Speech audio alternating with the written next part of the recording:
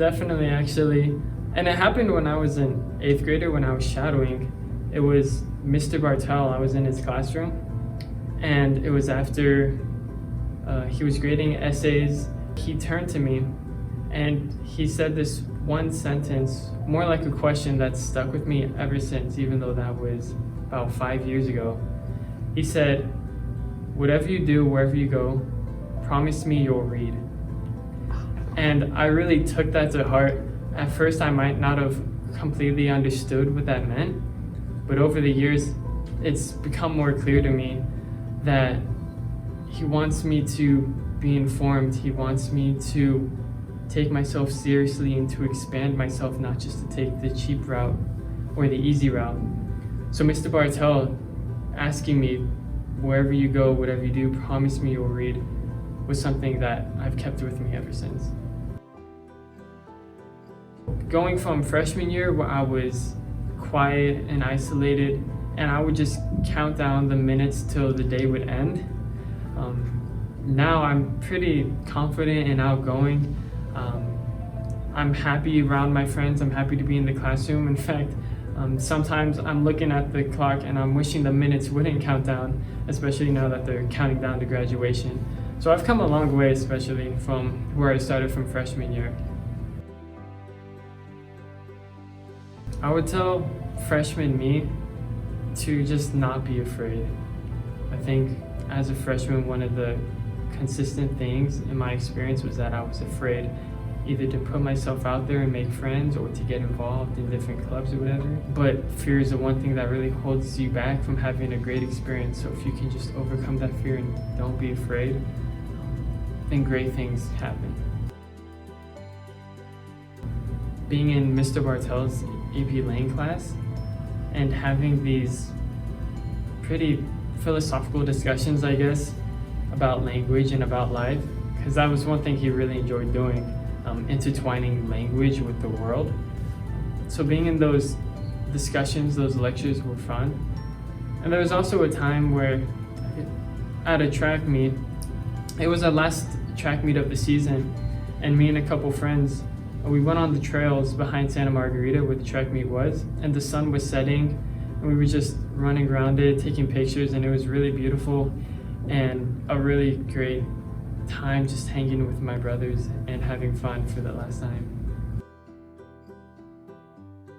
Well, the brotherhood for me was an essential part in becoming who I am today.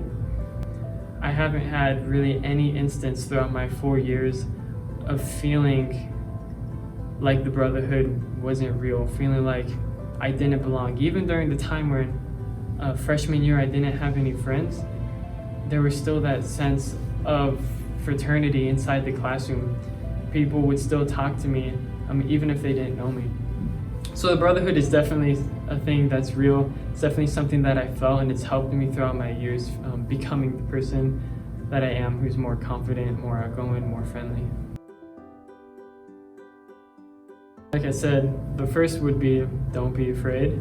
Don't be afraid of anything, and if you have that fear inside of you, then just have the courage to confront it and overcome it, because fear is always something that can be overcome no matter how high it is. The second would be to talk to your teachers. The teachers here at Bosco are pretty unique in the fact that they're some of the most friendly teachers you could probably find anywhere, and they're incredibly open to helping out, especially helping out students who come to them. So if you can develop that teacher-student relationship, then it will definitely help you succeed. And the third point, I guess, would be to get to know your school more. The Salesians have a pretty rich history and a rich tradition that's present even today on campus. And when you discover that Salesian charism that's present, then you'll feel more like you belong. You will understand why this is not just a school, but a home, church, and a playground. And that Salesian sense will help you understand that you're part of a big story that's not just you. At the start, I never took much of an active role in campus ministry, but starting like near the end of sophomore year and carrying it on, I was surrounded with people in that club who understood the importance of faith and of liturgy, and it really inspired me to take it more seriously. So Bosco helped me grow in my faith in that it provided me an opportunity to take a leadership role in planning liturgies or helping out at class retreats and things like that. Oh, my favorite class would probably be cell and molecular biology that I took in sophomore year. Not just because it informed me of what I wanted to study in college, but because I just found it fascinating looking into the cell like I've never looked into it before. And the way that Miss Linares would teach it and explain it to us, it really opened my eyes. I found it just incredible how intricate the complexities of the cell are. So I enjoyed that. The Biomedical Pathway has been pretty great for me these past 4 years. It was definitely rigorous, difficult to get through, but I kind of needed that amidst all my other classes. It's good to just have that consistency, especially leading up to college and medical school. It's only going to get harder, so that foundation was definitely important for me to have, and I'm thankful for it because despite the difficulties it posed, it only reaffirmed my commitment to medicine. Really, anyone from any level can accomplish anything that they set their mind to. Your education is an investment, not just an investment that your parents make, that you make yourself. And it has greater returns than you could imagine.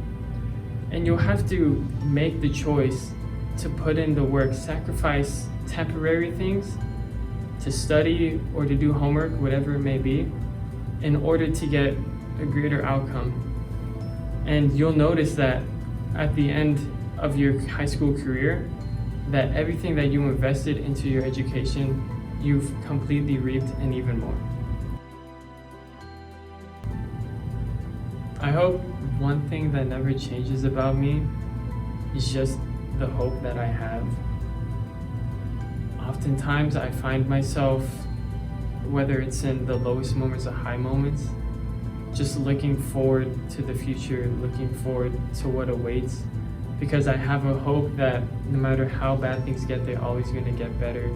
I have a hope that God ultimately has His sovereign hand over my life and the lives of others, and I have a hope that ultimately His providence will help the best of anything happen to whoever trusts in Him. Go Braves!